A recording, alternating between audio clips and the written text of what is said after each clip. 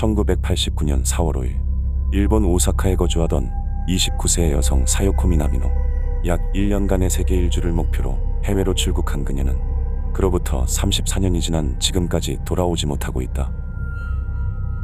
당시 일본은 엔화의 강세와 항공업의 부흥으로 여행붐이 일어서 해외여행이 대중화되고 있었고, 이에 대학교 3학년에 재학 중이던 사요코 또한 학업과 아르바이트를 병행하며 여행 비용을 모은 뒤 동남아시아 지역과 중국, 그리고 아프리카와 인도 등 많은 국가로의 여행을 계획한다. 1990년 3월경 어느덧 여행을 떠난 지 약 1년이 다 되었을 때 사요코는 마지막 여행지인 네팔에 도착하였고, 이곳에서 약 4주간 머문 뒤 일본에 귀국할 예정이었다. 그리고 그녀는 여행 기간 동안 매주 가족들에게 사진과 편지를 보내며 자신의 안부를 전하고 있었는데, 네팔에서 또한 4주 정도 히말라야 안나푸르나에 다녀오겠다며 편지를 보낸다. 그렇게 약 한 달의 시간이 흐른 뒤 사요코가 귀국을 약속했던 시기가 되었지만 그 누구도 그녀의 행방을 알지 못했고, 이를 이상하게 여긴 가족들은 네팔에 위치한 일본 대사관에 도움을 요청해 실종된 사요코를 찾기 시작한다. 앞서 편지에 담겨있던 호텔 주소로 찾아간 경찰들은 그곳에서 사요코의 등산 장비와 짐을 발견하는데, 이상하게도 그녀의 등산 장비는 한 번도 사용하지 않은 새 것의 모습으로 남아있었다. 이로 인해 현지 경찰들은 사요코가 편지를 보낸 후 등산을 준비하던 중 알 수 없는 일을 당하게 된 것으로 추측하였고, 강도나 납치를 의심하게 된다. 하지만 지속된 수색에도 그녀를 발견할 수 없었는데, 그렇게 약 4개월이 지난 8월경 일본 오사카에 위치해 있던 사요코의 집으로 한 통의 전화가 걸려온다. 전화를 받은 가족들은 순간 엄청난 공포와 의문에 휩싸여 말을 잇지 못했는데, 전화의 내용은 다음과 같았다. 너무 괴로워. 숨쉬기 힘들다. 너무 분해. 이것은 분명 사요코의 목소리였다. 이에 가족들은 무슨 일이냐, 어디 있냐며 소리를 질렀지만 더 이상 아무런 대답이 없던 그녀는 잠시 후 전화를 끊었고, 그 후로 34년이 지난 지금까지 행방이 묘연한 상태다. 당시 과도기를 걷고 있던 네팔의 상황으로 보아 전국적인 시위로 나라가 떠들썩한 상태였고, 이로 인해 사요코가 강도나 납치를 당한 것이 가장 유력한 원인으로 추측되었는데, 한편 온라인상에는 그녀가 중국에 납치되었다는 괴담이 퍼졌고, 그 내용이 굉장히 상세하게 작성되어 있어 현재까지도 관심을 모으고 있다.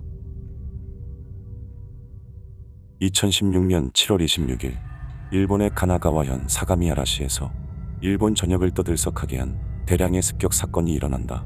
당시 26세였던 우에마츠 사토시는 교사였던 아버지를 따라 자신도 교사가 되기로 해 도쿄 테이쿄 대학에서 초등교육학을 전공한다. 이후그는 약 1년간 초등학교에서 교원 실습을 받았는데, 이때 무슨 이유에서인지 교원 채용 시험을 보지 않았고 문신을 하고 대마를 하며 점점 어둠의 세계로 빠져든다. 우여곡절 끝에 대학을 졸업한 그는 약 6개월간 일하던 운송회사를 그만둔 뒤 새로운 직장을 찾게 되는데, 이때 그는 고등학교 때 배운 복지학 전공을 살려 스쿠이 야마유리원이라는 곳에 입사한다. 이곳은 신체가 불편하거나 지적 장애를 가진 사람들이 모여 사는 시설로, 당시 시설에 있던 160명의 입소자들은 대부분이 스스로 식사와 배변을 하지 못하고 몸을 가눌 수 없을 정도로 장애 등급이 높은 사람들이었다. 일을 시작할 무렵 우에마츠는 주변 사람들에게 자신의 천직을 찾았다고 자랑하며 장애인들이 귀엽다고 좋아했는데, 그것은 얼마 가지 못해 분노와 폭력적인 행동으로 바뀌기 시작했다. 입소자들을 향한 잦은 폭행과 폭언, 그리고 좋지 않은 근무 태도로 주의를 받던 그는 장애인은 모두 죽여야 한다고 발언한 것이 문제되어 결국 시설을 그만두게 되는데, 이때부터 우에마츠는 끔찍한 계획을 실행하기 시작한다. 사실 앞서 우에마츠는 시설에서 일하던 시기에 신일본 질서라는 제목으로 작성된 장애인 말 살 계획과 대마 사용에 대한 계획서를 중의원 의장 공조에 제출하는데, 굉장히 상세한 범죄 계획서를 받은 중의원 실은 곧장 경찰에 이를 신고하였고, 이에 우에마츠는 정신병원으로 이송된다. 하지만 해를 끼칠 우려가 없다는 이유로 우에마츠는 곧 병원에서 귀가 조치되었고, 그로부터 약 5개월이 지난 2016년 7월 26일 새벽 그는 자신의 계획을 실행한다. 범행에 앞서 신주쿠의 한 호텔에 체크인한 그는 자신의 머리를 노란색으로 염색하였고, 이후 저녁 9시경 한 여성과 식사를 하며 자신의 범행 계획을 설명한다. 새벽 시간에 호텔을 나와 시설로 향한 우에마츠는 뒷문을 통해 시설 내에 진입한 뒤 유리창을 깨고 건물로 잠입하였고 방을 하나씩 돌아다니며 습격을 시작한다. 우에마츠는 칼을 이용해 범행을 저질렀는데 날카로움이 무뎌질 것을 걱정해 5개의 칼과 망치를 준비하는 치밀함을 보였고 예리함이 없어질 때마다 무기를 교체해가며 무차별적 인공격을 가한다. 스스로 몸을 가누기 힘들었던 장애인들은 잠을 자던 중에 그대로 공격을 당할 수밖에 없었는데 그렇게 총 19명의 사람들이 목숨을 잃고 시설 직원을 포함한 총 26명의 사람들이 중경상을 입었다.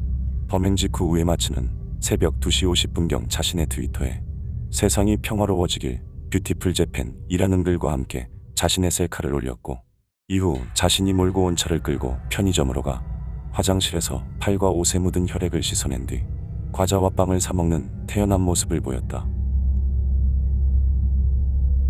이후 새벽 3시가 지났을 무렵 경찰서에 직접 출두해 자신의 범행을 자백하면서 우에마츠는 긴급 체포되게 되는데 수년간의 재판 끝에 2020년 2월 사형을 구형받은 우에마츠는 현재는 사형 집행 설비가 있는 도쿄구치소로 이송된 상태로 2022년 4월에 가족과의 면회를 하고 싶다는 이유로 재심을 요청했지만 2023년 4월 모두 기각되어 항소를 한 상태다. 2021년 5월 5일 밤 11시경 일본 오사카에 살던 한 가정집에서 미스터리한 사건이 발생한다. 잠에서 깬 60대 남성이 물을 마시기 위해 방을 나와 부엌으로 향했을 때 그곳에는 알 수 없는 남성이 있었다. 그 남성은 집 안으로 침입한 뒤 60대 남성의 티셔츠를 착용한 채로 부엌 의자에 앉아 냉동 파스타를 먹고 있었는데 순간 이해할 수 없는 광경에 소름이 끼친 60대 남성은 여기서 뭐 하느냐고 물었고 이에 그 남자는 앞문으로 들어왔다라고 대답하더니 빠르게 도망치려고 한다. 60대의 집주인과 30대로 보이는 침입자 간의 몸싸움에 집안은 순식간에 시끄러워졌고 이 소리를 들은 가족들과 옆집 주민이 달려와 침입자를 함께 제압하였는데 잠시 후 이 남자는 갑자기 의식을 잃고 쓰러진다. 현장에 출동한 경찰은 남자를 병원으로 옮겼지만 이미 소용이 없는 상황이었고 그렇게 약 1시간이 지난 후 남자는 갑자기 사망한다. 대체 무슨 이유로 늦은 시간에 남이 집에 들어와 주인의 옷을 입고 식사를 하고 있었던 것인지 남자의 기괴한 행동은 여전히 의문으로 남아있다. 2004년 일본의 미에현에 위치한 요카이치시에서 미스터리한 사건이 발생한다. 일본의 대형마켓 체인인 주스코에서 쇼핑을 하던 한 중년 남성은 잠시 후 건물 내 ATM기로 향해 현금을 인출한다. 당시 68세였던 중년 남성은 인출한 현금을 주머니에 넣은 뒤 양손 가득 짐을 들고 출구로 향하였는데 바로 그때 어디선가 나타난 한 여성이 남성과 몸을 부딪힌다. 그와 동시에 여성은 남성의 주머니에 손을 넣어 지갑을 빼내려고 했는데 이때 남성은 이 손길을 눈치챘는지 자신의 주머니에 손을 넣어 지갑을 움켜쥐었고 이로 인해 두 사람은 동시에 지갑을 쥐게 된다. 여자는 범행을 걸렸음에도 지갑을 손에서 놓지 않고 어떻게든 뺏으려고 잡아당겼고 그렇게 두 사람은 아주 잠시 동안 실랑이를 벌이게 되는데 이때 여성이 갑자기 도둑이야라며 소리를 치자 주변에 있던 사람들이 관심을 갖기 시작한다. 그런데 당시 아기를 안고 있던 여성의 모습에 사람들은 남자가 도둑이라고 오해를 하였고 곧 주변의 남성들은 남자를 제압한 후 지갑을 빼서 여성에게 주려고 한다. 남성이 지갑이 자신의 것이라고 말하며 소리쳤지만 사람들은 이를 들어주려고조차 하지 않았고 잠시 후 현장으로 달려온 2명의 경찰관은 거세게 반항하는 중년 남성을 바닥에 눕혀 제압한 뒤 수갑을 채운 채로 상체를 짓누르기 시작한다. 그렇게 남성은 약 20분간 무릎으로 상체를 짓눌렸고 죽을 것 같다며 호소해도 이를 놔주지 않았는데 급기야 그가 토를 하며 의식을 잃었지만 그들은 상황의 심각성을 전혀 모르고 있었다. 동시에 앞서 소매치기를 하려고 했던 여성은 소란을 틈타 아기를 안은 채 이미 사라진 뒤였는데 잠시 후 고참 경찰관들이 현장에 도착했을 때 그제서야 상황이 잘못됐음을 인지한 그들은 급히 구급차를 불러 남성을 병원으로 이송하였지만 그는 다음날 사망하였다. 원래 몸이 좋지 않던 중년 남성은 경찰의 심한 압박에 의해 혈압이 급격하게 상승해 스트레스로 인한 부정맥이 왔고 이후 심정지 상태에 빠진 뒤 깨어나지 못했다. 남성이 범죄를 저질렀다는 증거가 없었지만 경찰들은 그대로 사건을 마무리하려고 했는데 한 경찰관에 의해 당시 마켓의 CCTV를 확인하게 되면서 남성의 결백함이 밝혀졌고 그와 동시에 해당 여성을 추적하기 시작한다.